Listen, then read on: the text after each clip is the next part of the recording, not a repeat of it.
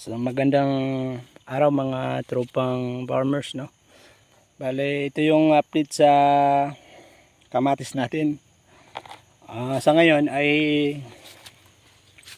nag-harvest tayo ng unang harvest, selection harvest kung tawagin. Bale, ito yung na-harvest natin.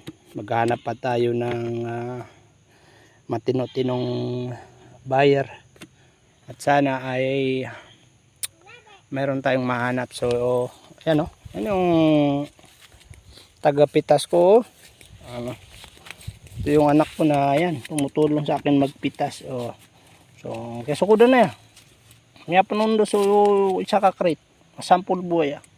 So, yan mga tropang farmers. Ayan yung kamatis natin. Kung makikita nyo, may mga pahinog na.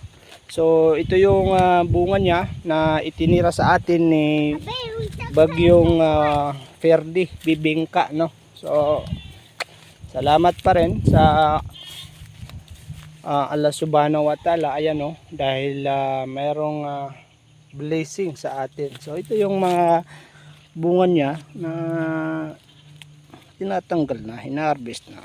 Ayan. So sa ngayon, first time natin magtanim ng kamatis dito sa area natin.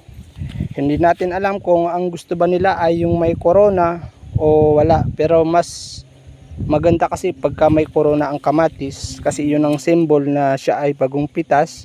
At higit sa lahat ay hindi siya madaling masira, no? So kailangan natin tanggalin yung corona niya.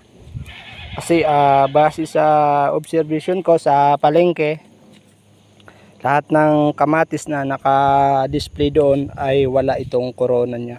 Pero kung may sasuggest ko lang sa kanila, mas better na mayroon siyang corona. So yun lang muna mga tropang farmers. At pupunta kami doon sa may kubo na yon, maliit na kubo, para dalhin itong aking na-harvest, no. So nag-harvest lang naman ako ng isang crates. Kasi sample lang yun. Ano ko ba? Ihanap ng buyer. So yun lang muna. Update na lang sa mga sunod ng video. So salamat.